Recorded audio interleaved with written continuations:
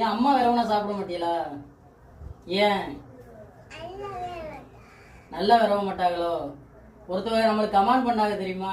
சொன்னாங்க நீங்க எல்லாருமே ஒரு சில விஷயங்களை ஏத்துக்கிறதா ஆகணும். ஏன் அப்படி சொல்றேன்னா, எப்படி இருக்கீங்க? நல்லா இருக்கீங்களா? சொந்தங்களே, எனக்கு நம்ம என்ன சமைக்க போறோம்னா, நம்ம ஊர் மீன் மார்க்கெட்டுக்கு போய் தான் எனக்கு ரொம்ப ரொம்ப பிடிச்ச ஒரு பாலை மீன் வாங்கியிருக்கோம். இந்த பாலை மீனை போட்டு ஒரு ருசியான குழம்பு வச்சு நம்ம குடும்பத்தோட சாப்பிட போறோங்க.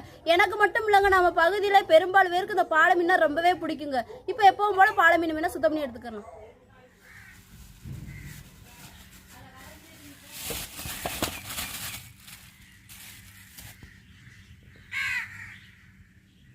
சொந்தங்களே, இன்னைக்கு வீடியோக்குள்ள போறதுக்கு முன்னாடி நான் ஒரு மீனவனா இந்த பாலை மீனை பத்தி எனக்கு தெரிஞ்ச ஒரு சில அனுபவங்களை பகிர்ந்துக்கிற ஆசைப்படுறாங்க. பாலை மீன் வந்து சமைச்சு சாப்பிட ரொம்பவே டேஸ்டா இருக்கக்கூடிய மீன்கள். குழம்பு வச்சாலும் சரி, பொரியல் வச்சாலும் சரி, இந்த மீனுடைய டேஸ்ட்டை அடிச்சுக்கிறவே முடியாதுங்க. அந்த அளவுக்கு இந்த மீனுடைய டேஸ்ட் நல்லாவே இருக்குங்க. மீனுடைய டேஸ்ட் நல்லா இருக்கிறதுனால இந்த மீனுடைய விலை அதிகமா இருக்குமான்னு கேட்டீங்கன்னா இல்லவே இல்லை. எல்லாருமே வாங்கி சாப்பிடக்கூடிய விலைகள் இருக்கக்கூடிய மீன் தான் இந்த பாலை மீன்.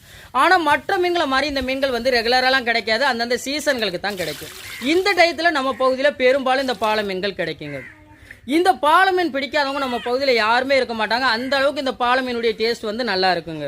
இந்த பாலை மீனை பெரியவங்கல இருந்து சிறியவங்க வரைய முள்பயம் இல்லாமல் மெண்டு சாப்பிடலாம். அந்த அளவுக்கு தான் இந்த மீன்களும் முள்களும் மெல்லிசமாவே இருக்குங்க. ஆனா இந்த மீன்கள் வந்து கடலும் ஆறும் சேர்ந்திருக்கிற பகுதியில தான் பெரும்பாலும் வாழும். கடல்லையும் வாழும், ஆற்றுலையும் வாழுங்க. இந்த மீனை பத்தி நான் ஒரு மீனவனா உங்கள்ட்ட பகிர்ந்துகிட்ட தகவல்கள் எப்படி இருந்துச்சு அப்படின்னு சொல்றத வீடியோ கீழே கமெண்ட் பண்ணுங்க.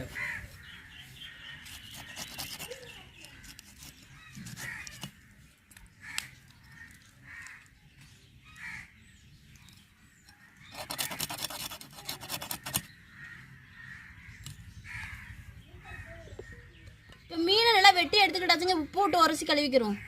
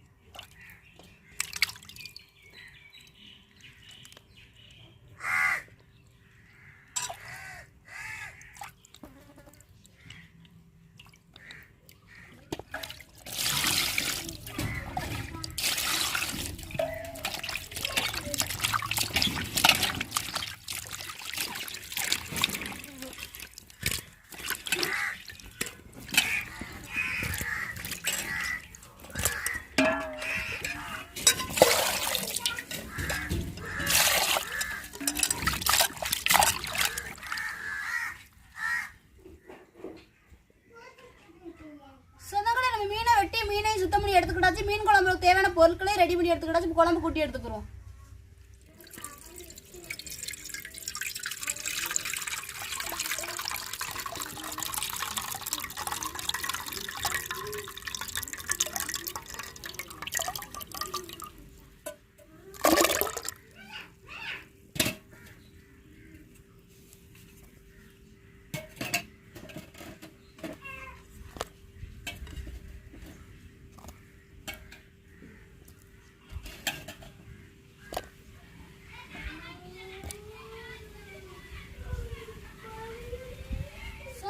கூட்டிச்ச குழம்பு அடுப்புல தீ போடுக்கிறோம்.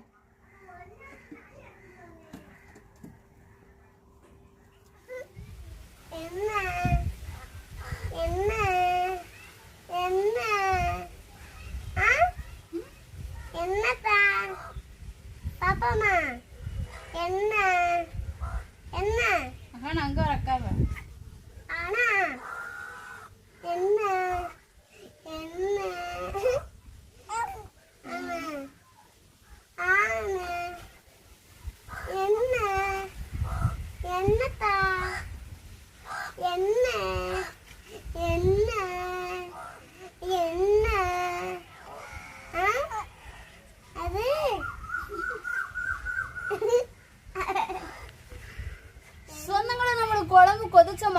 வச்சு நம்ம மீனை சேர்த்துக்குவோம்.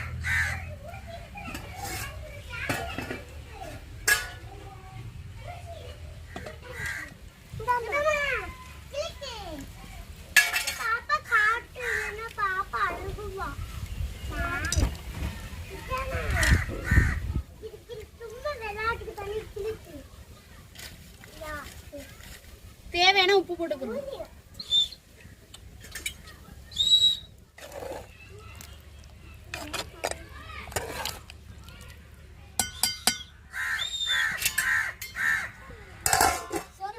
வாழை மீன் குழம்பு ரெடி ஆயிட்டுங்க. இறக்கி வச்சு குழம்பு தாளிச்சுக்கிறோம்.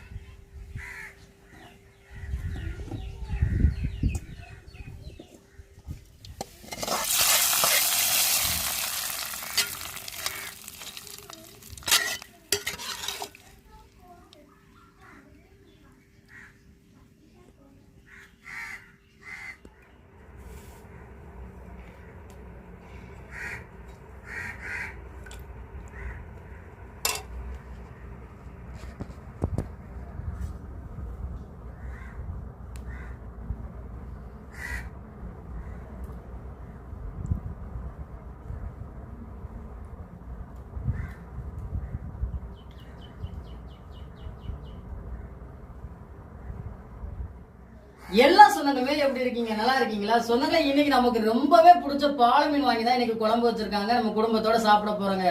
நமக்கு மட்டும் இல்லைங்க, இந்த மீனை நீங்க சாப்பிட்டு பார்த்தாலும் உங்களுக்குமே ரொம்ப பிடிக்கும். அந்த அளவுக்கு இந்த மீனுடைய டேஸ்ட் நல்லா இருக்குங்க. என்னோட தங்கப்பிள்ள சாப்பிடுவோமா? அள்ளி சாப்பிடுங்க தான் தங்கங்களா. விரைவி தர வாங்க.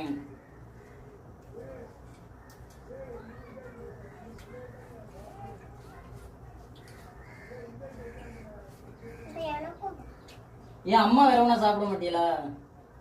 ஏன் நல்லா வரவ மாட்டாங்களோ? ஒருத்தவங்க நம்மளுக்கு கமெண்ட் பண்ணாங்க தெரியுமா? ஆமா, நம்ம சொந்தங்களான சப்ஸ்கிரைபர் ஒருத்தவங்க என்ன கமெண்ட் பண்ணாங்கன்னா, நான் சாப்பாடு விரைவி கொடுக்கறதுனால நம்ம அம்மா வந்து பிள்ளைகளை கவனிக்க மாட்டாங்களா அப்படின்னு சொல்ற மாதிரி கமெண்ட் பண்ணியிருந்தாங்க. விரைவி கொடுக்கு. அம்மாட்டையும் விரைவி கேட்கணும்ல, மத்தவங்களுக்கு ஒரு மாதிரியா தெரியுதுல வீடியோ பாக்குறதுனால.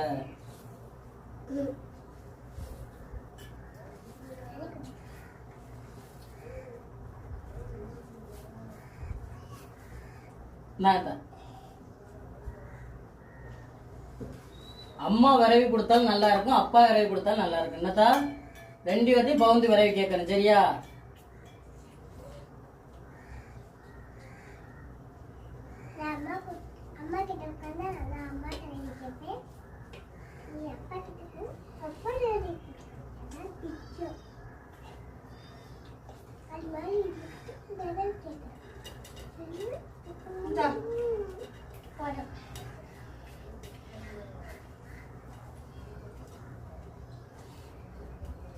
சொன்னாங்க, நீங்க எல்லாருமே ஒரு சில விஷயங்களை வந்து ஏத்துக்கிறதா ஆகணும். ஏன் அப்படி சொல்றேன்னா, இதுக்கு முன்னாடியே உங்கள்கிட்ட சொல்லியிருக்கேன், உலகம் ரொம்ப பெருசுங்க.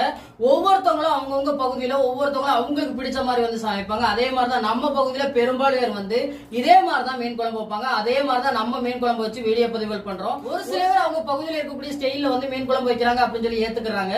ஒரு சிலர் ஏத்துக்கிறாம வந்து நீங்க அப்படி பண்றீங்க இப்படி பண்றீங்க அப்படின்னு சொல்லி கமெண்ட் பண்றாங்க. அவங்களுக்காகத்தான் இந்த ஒரு வார்த்தையை சொல்றேன். நீங்க சொல்ற ஒரு சில விஷயங்களை கூட நாங்க ஏத்துக்கிட்டு வீடியோ பதிவு பண்றோம். ஆனா நாங்க பண்றத வந்து நீங்க ஏத்துக்கவே மாட்டேங்க. நம்ம பகுதியில பெரும்பாலும் எந்த மீன் குழம்பு வச்சாலும் ஒரு 4 வகையான பொருள் சேர்க்காம மீன் குழம்பே வைக்க மாட்டாங்க. கத்தரிக்காய், முருங்கைக்காய், வெண்டைக்காய், மாங்காய், இது 4 வகையான பொருட்களை ஏதாட்டும் ஒரு வகையான பொருள் சேர்த்தனாலும் மீன் குழம்பு வைப்பாங்க. இல்லைன்னா வந்து மீன் குழம்பே வைக்க மாட்டாங்க. அப்படி மீன் குழம்புல வந்து எந்த ஒரு காய்கறியும் சேர்க்காம மீன் குழம்பு வச்சாங்கன்னா அதை வண்டிக்கார குழம்புன்னு நாங்க சொல்லுவோம், அவசர குழம்புன்னு சொல்லுவாங்க.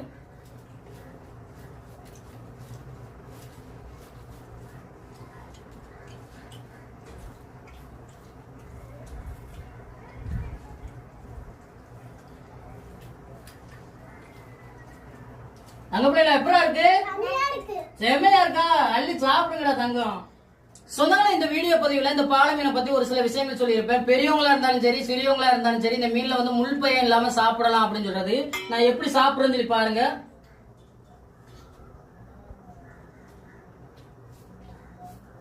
மீனோட முள்ள மெண்டு சாப்பிடலாங்க. அந்த அளவுக்கு மீனும் மெல்லிசமா இருக்கும், அந்த முள்ளும் மெல்லிசமா இருக்குங்க. எப்படா இருக்கு தங்க பிள்ளைகளா? செமையா இருக்காடா? அள்ளி சாப்பிடுங்கடா என் தங்கங்களா. சொந்தங்களே நாங்க வச்ச பாலை மீன் குழம்பு எப்படி இருக்குன்னு வீடியோக்களை கமெண்ட்ல சொல்லுங்க. இந்த ஒரு வீடியோ பத்தி உங்களுக்கு பிடிச்சிருந்தா லைக் பண்ணுங்க, ஷேர் பண்ணுங்க, எங்களுக்கு சப்போர்ட் பண்ணி ஆதரவு கொடுங்க. சொந்தங்களே இந்த ஒரு வீடியோ பத்தி உங்களுக்கு பிடிச்சிருந்தா இந்த வீடியோ லைக் பண்ணுங்க, மறக்காம நம்ம சேனலை சப்போர்ட் பண்ணி சப்ஸ்கிரைப் பண்ணுங்க, உங்க நண்பர்களுக்கு வீடியோ ஷேர் பண்ணி உங்களுடைய புல் சப்போர்ட்டை நம்ம சேனலுக்கு கொடுங்க. வேற ஒரு கடல் சார்ந்த தொழிலா இருந்தாலும் மீன்கள் சார்ந்த தொழிலா இருந்தாலும் நம்ம வீடியோக்களை கமெண்ட் பண்ணுங்க. நான் ஒரு மீனவனா கடல் மேல பட்ட சில அனுபவங்களையும் சில மீன்களை பத்தி தெரிஞ்சுக்கிட்ட விஷயங்களையும் உங்களுக்கு வீடியோ மூலமா பகிர்ந்துக்கிறேன். இந்த ஒரு வீடியோ பத்தி உங்க எல்லாருக்கும் பிடிச்சிருக்க நம்பிக்கையோட அடுத்த வீடியோவில் சந்திக்கிறேன். சொல்லுங்க நம்ம சொந்தங்களை டாட்டாவை அடுத்த வீடியோல சந்திக்கிறேங்க. நன்றிங்க.